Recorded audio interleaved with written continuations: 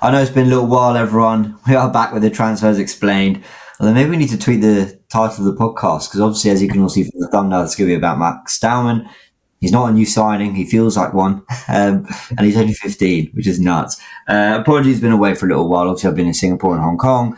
That sort of delayed stuff. And I think in the run up to all that, it was difficult to get recording in. So you can all blame me. But Ben, I've missed you, man. The new signings are playing some football.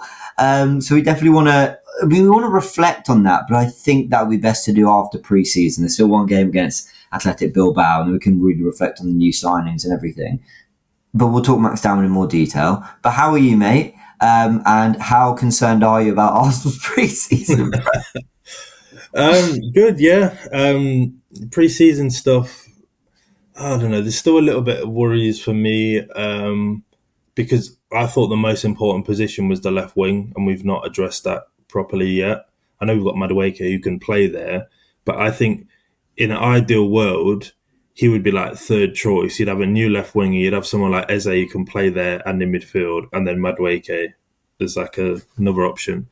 So I'm still there, like, we might still do that by the end of the window. It's not over, but whoever we get is going to have, they're going to have to adapt and slowly integrate into the team and stuff. But the one thing I would say, a lot of the teams we played have played a full strength 11 from the start, and I don't think we've been close to a full strength 11.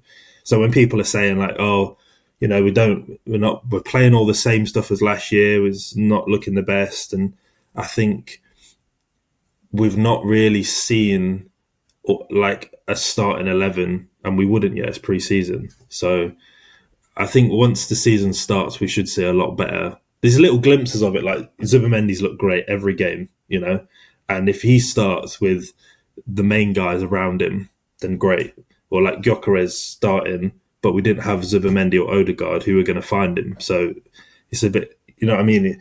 You're not really playing to the player's strength, so hopefully we'll see that soon. I have found, again, entering into a chat that we need to have on Monday. It can't be, or Tuesday.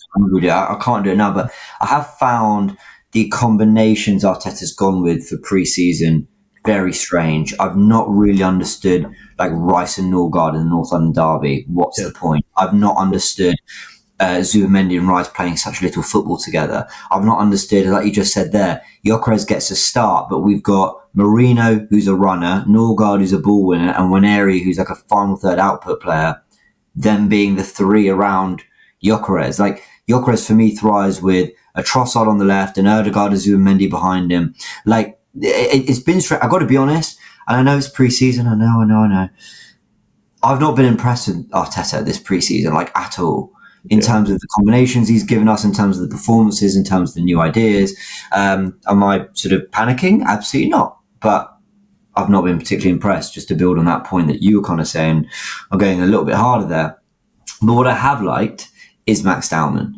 The guy's 15, and I also just want to say that I have really resisted talking about Max Dowman because he really started to make the media at the age of 14. He's still only 15. In my head, even 17 is too young. Like Lewis Skelly and Nwaneri last summer, I thought maybe in a couple of years would be great, but I'm not sure we can really look at them as sort of first team members yet. Lo and behold, look what they did. Max Dowman is not just coming on and impressing in 5-10 minute bursts. He's playing 30 to 35 minutes a match, and he's looking one of the best players on the pitch every time he does. I've never known anything like it. So, Ben, you have been following this player for a little while. Has he surprised you this season, or is this completely what you expected to see? It's one of those things where they're possible, they're capable of it because you've watched them. But then actually physically seeing it, it still takes you by surprise. Like Sure. Lewis Skelly and Nwaneri, same thing. Watched them at academy level for a few years, and everyone knew that they were going to be first team players. They knew that they were two of the best prospects in the country, never mind at Arsenal. But seeing how well they transitioned into the first team, it still was like, wow, like we've actually just solved two places in our team from our academy. And these guys are like, any team in the world would love them, The scary thing with Dowman is he's a level above them. talent-wise, and that sounds mental to say because I know. 5 minutes ago, Lewis Skelly's been nominated for the Young Ballon d'Or trophy, whatever it's called. It's like, is it Yeah. Copper something? I can't remember. Yeah. I'd like to call it the Kepa trophy. Yeah, Kepa Cup. Yeah. Maybe we'll create one. The Kepa Cup. He'll get it every season. Yeah. Yeah. So to say he's like above that is pretty mental. But I mean, he's 3 years younger than Lewis Skelly. Well, I think 3 years. Yeah. He's 18, 15. Yeah. Well, for context, Lewis Skelly's going to turn 19 before Dowman turns 16. Yeah. So 3 years. Yeah, I mean, what we've seen at academy level, I know that there's a thing with the age and everything. The thing that was funny with him is most people who watch academy stuff knew about him when he would turn 13 because he broke the record for the youngest to play for Arsenal's under 18s when he was 13. And all the time everyone was going about Chido Obi, there was 13-year-old Max Dowman setting up every one of his goals. And that was a big part of it.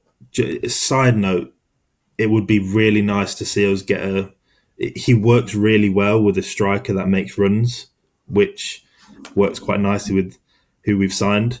Chido Obi, and then for the England under 17s is Alejandro Gomez Rodriguez, very English name. They worked really well together as well. But yeah, like you said, it still takes you by surprise. He's been an absolute joke in pre-season. Yeah.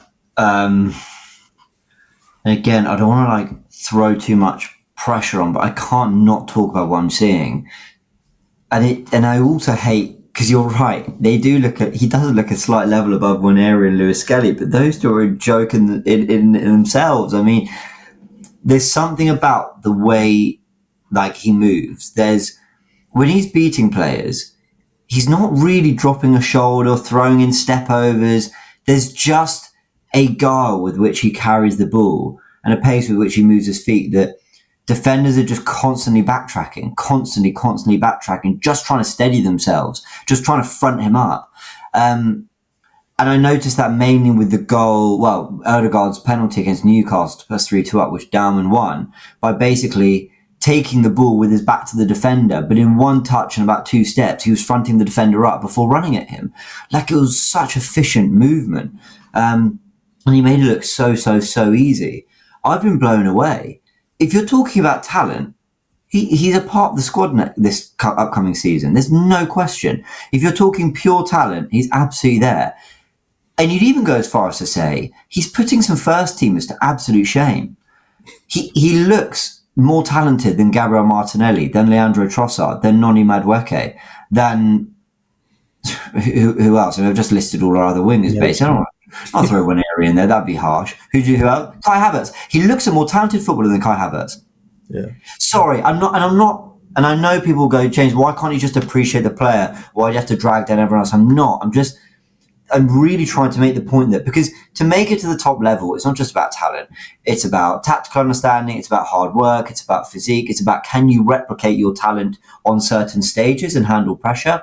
And a lot of these other players I've mentioned have done, like Kai Havertz has scored goals in a run-in when we've hit 89 points or whatever. Noni Madueke has won trophies for Chelsea. Leandro Trossard scored huge goals. Gabriel Martinelli got 15 non-penalty goals in a season. So I'm not shitting on these players. But I'm talking the pure talent. I'm absolutely blown away by it. I'm not sure I've ever seen anything like it. I don't know if I'm going over the top at Arsenal. So that was going to be my next question. Have you seen more raw talent in a player at Arsenal ever? Because I asked Turkish, some of the other guys at AFTV, and they say Fabregas and Wilshere. But this was before we'd seen him in Hong Kong in this last game too. Where do you stand on that? The main thing with those two names is they were a lot older when we were seeing them. Fabregas was 16, 17, and then Wilshere was more like 18, 19. But it's hard to tell because Fabregas at 16, 17 was looking a part of a team that are winning a title. You know what I mean? So Dowman could do that.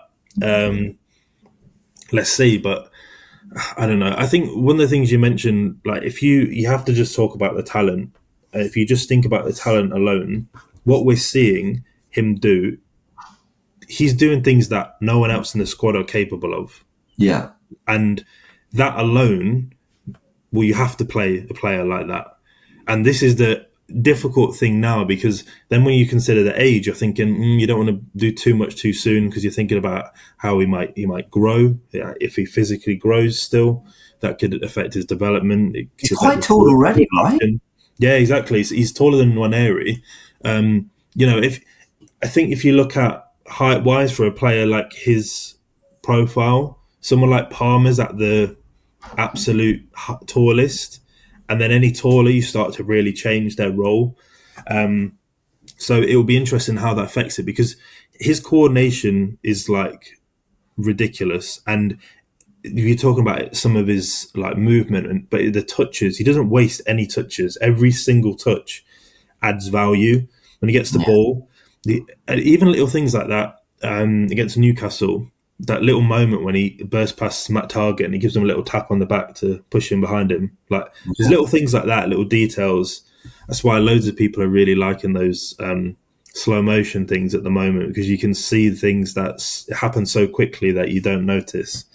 But his little touches, one of the reasons I say it, they add so much value, because when anyone who's watched him at youth level, they know one of the biggest things about him is that he draws so many flipping fouls. Like every game, it's 2 like penalties already. I mean, he got 2 penalties. It's probably the most predictable thing that was going to happen, because every game you watch him, the only way to stop him is to foul him, which is a slight worry. But at the same time, he buys a lot of the fouls, kind of like Lewis Skelly. He's quite strong, really. I know, yeah. But it's kind of, a lot of the time he'll lean into the player and keep the ball away from them, and he'll turn at the very last second. So the only way to get the ball that was there, they'll try to kick the ball, but it's gone. So I think in that way, in the first team, he could win a lot of free kicks, penalties, and just the one thing I would say as well, you mentioned about some of the other players, like putting them to shame. He's just like a pure footballer. I know this sounds really basic, but everything about it, his pure instincts are like perfect. Right. And a lot of his instincts are the right thing to do. And I feel like a lot of our players, they've had some of their instincts kind of changed since they've been in the team. Does that concern you, though, that will happen to Dowman?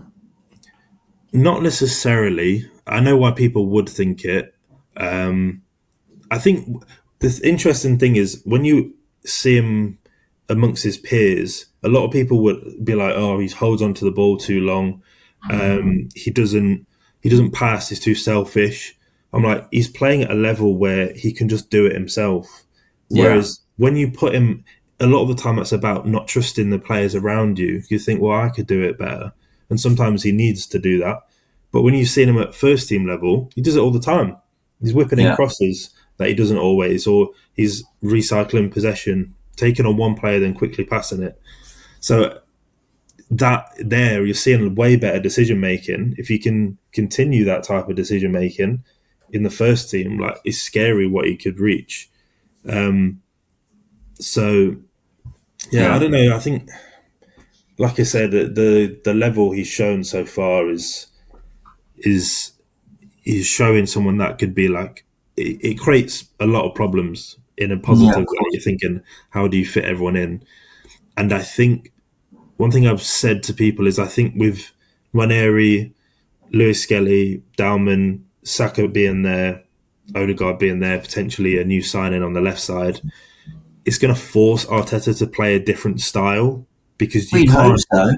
Yeah. Well, but this is the thing: you can't fit them all in if you're playing the same style, So then, well, how are you going to change it? Because you can't keep everyone happy if they just one's on the bench all the time.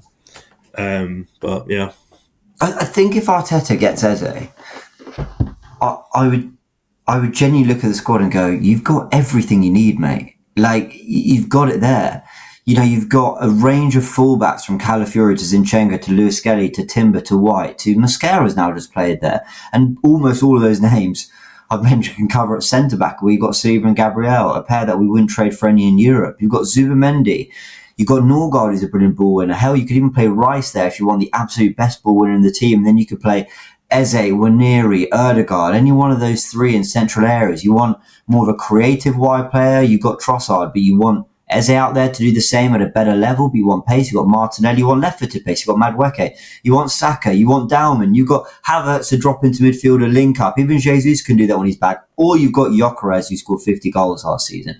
This squad, and he sign Eze, but even without Eze, there's so much there. I need to see a variety in ideas from Arteta. I have to, because I can't look at the Cronkies. I can't look at the recruitment. Sure, is it disappointing we weren't in for Isak? Okay, did we get the best in class in every position? Well, Gyökeres might be. Zubamendi, I can't think of a better option we could have gone for. And yeah, I understand, Madueke is not Rodrigo, but he wanted to spend 50 million on him, so show us why. I don't know. I've gone off on a bit of a tangent there, but you're so right. Dowman is another great option amongst a plethora of really great creative talent. And it's on Arteta to get the most out of that, but also to entertain us, because I think we've been bored for a lot of pre-season. I think we look quite good against AC Milan, not great. I think we look good against Newcastle. We didn't look great in the last two. But there were signs of something in that game against Villarreal. But I'm just Mikel, just release the handbrake. We don't need Marino and Norgard. Give us Norgard with Nwaneri and Erdegaard. That'd be great to see. And I need a variety of ideas. But sorry, I went off on a tangent there. Back to Dowman. No, just one thing on that. I was speaking to someone yesterday and we were saying how maybe part of this preseason is just all about fitness and experimenting with different things, but also not trying to reveal too much, because we've got a really tough start. So you want everyone to be fit, even the squad players. And then you also don't want to reveal too much in preseason. So you can, from the get-go, start high intensity. And because we've got most of our big games within the first 7 games or whatever it is, we've got loads of big ones. So I get what you're saying, and I agree with all the boredom thing. That's why I'm sign a couple entertainers, bring in the ones that we've already got, and I think them alone should make us a lot more exciting. Because if you have them in your squad, if your squad's filled with those players, you're going to have a scenario where they're all going to play, or a lot of them are going to play. And then, they should provide a lot more moments. So, but yeah. Dowman. No, I agree with that. Let me ask you 2 questions in one. How much do you think Dowman will play next season? And what do you think is his best position for the long term? Because I really went into the fact that he was going to be a part of pre-season tour. I went into the tour knowing Dowman was there, thinking, okay, we'll see him for 5-10 minutes here and there. This is about giving him a taste of the action. It's about showing everyone what's to come. But he's playing at a level I'm there's no way he doesn't play Premier League minutes next season. He's too good, which is crazy at 15, but he's too good. So do you think he plays next season? What's his long-term position? Because it looks like he's being used as a rotational option for Saka. Also kind of explains why Nwaneri's maybe been told he's going to be developed centrally, because you cannot develop both of them on the right. So, I just want your thoughts on his future. I've asked this question 4 times in one round. His best position going forward, and how much will he play next season? There's some interesting things here. One was, you look at throughout pre-season, we played some other youth players. Marley Salmon as well. Again, another really, really high level, elite level talent. But he wasn't in the squad in the last game, whereas Dowman played 30 minutes. So there's a big gap in what sort of involvement they will have. That gives you a good indication of that. And no other youth player played. I don't think so. I think Anus was on the bench. I was a little bit disappointed with that, and not playing Anus, because he didn't play loads on the tour. He's not at the same level as these guys, but just playing him as a striker rather than playing Marino. A lot of this stuff with the youth players about changing the perception, because we we know that Arteta's mainly bothered about the elite level talent, but one thing for some players is you've got to show that you'll get a go. Do you know what I mean? If you play well, you'll get a go. And also that will, there's a whole other conversation, but the loan thing really needs a lot of work. But with Dowman, I think the interesting thing with him is, so with the minutes, I think the plan and what will happen are two different things. I think we'll plan for him to play a little bit, to play here and there, minutes occasionally off the bench in the league, play a lot in the cups if we get some smaller opposition, and then play once in the Champions League in the group stage or something. But the more he plays, I think his talent will demand more minutes. I think he's at that level where he'll play and we'll be like, he'll do something like what we've seen where he'll win a penalty or he'll score a goal out of nowhere, and everyone will be like, seriously, just play this guy like he's the most talented player in our squad. I think that's probably something that will happen. How much he'll play, I don't know. We might get to a point where by the second half of the season, he starts a smaller cup game, or if we've got any Premier League games, he's playing like a good 30 minutes or something towards the end. It does also depend on one thing that was a problem last season was compared to the season before that and the one before that, we didn't kill teams off early.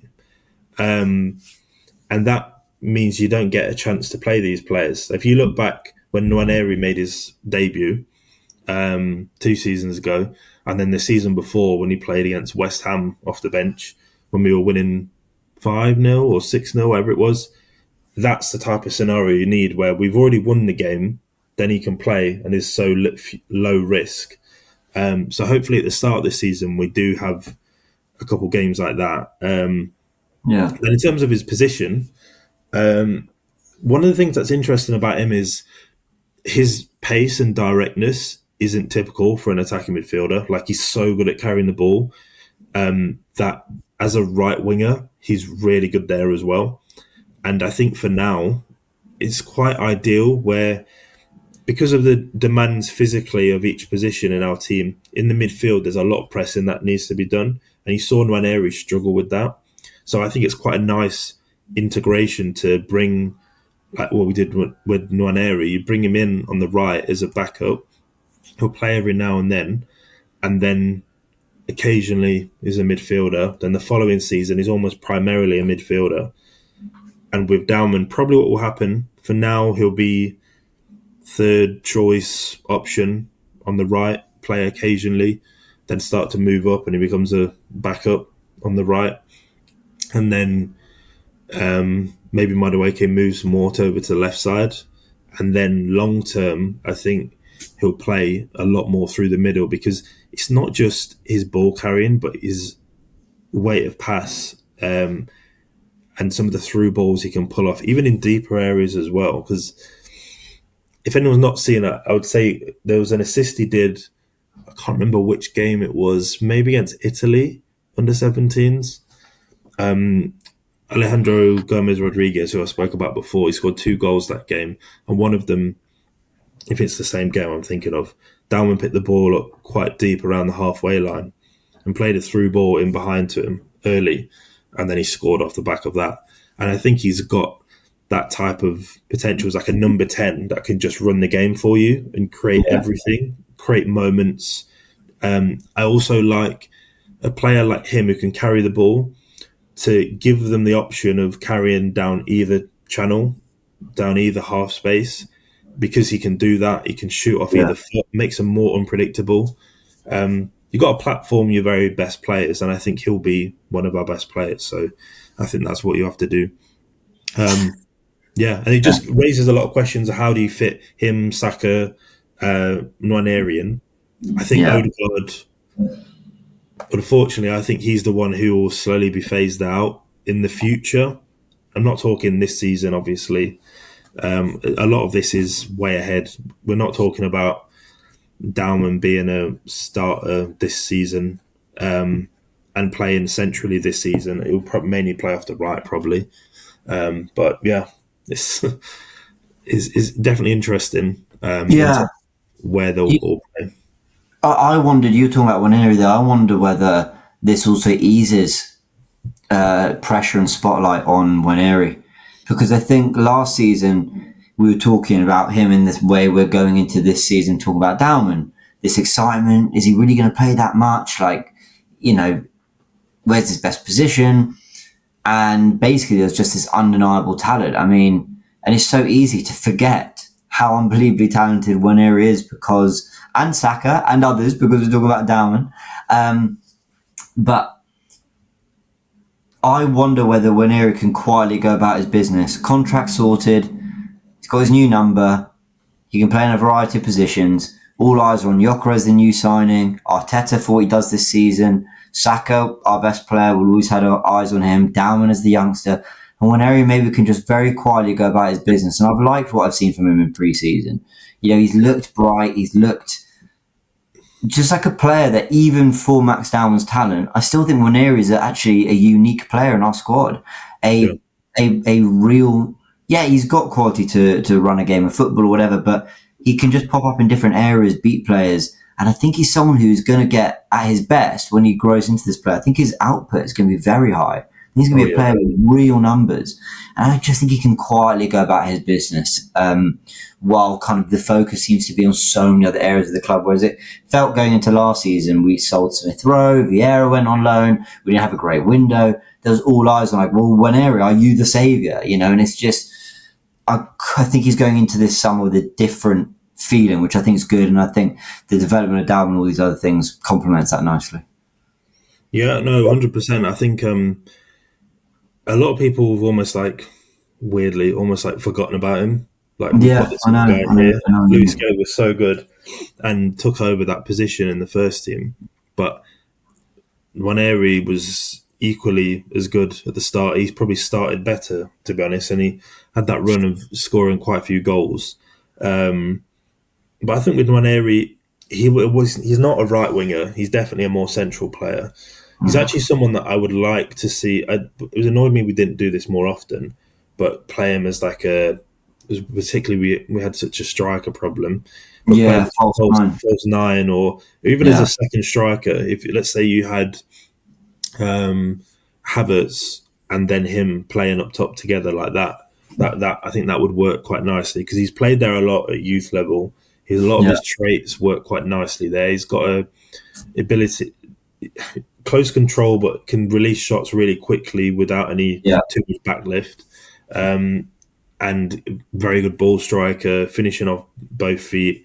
I think in that sort of role he'd do really well. And I think that's one of the possibilities of how do you fit them all in, is putting him through the middle, one as an attacking midfielder, one off the right. And there's other ways where I think maybe one of them moves over to the left, one plays on the right, one plays as an attacking midfielder. There's different things like that you can play around with, but I definitely think Nwaneri's almost been forgotten about how useful he could be. And you see how good he started. How talented he is. Yeah, you see how he started that game yesterday against Villarreal. I mean, I think there'll be times where I think he suits our midfield more than Odegaard as a number 10 when you've got Zubimendi. I think the big thing with Odegaard is what he offers as someone who can help control the tempo and progress the ball from deep.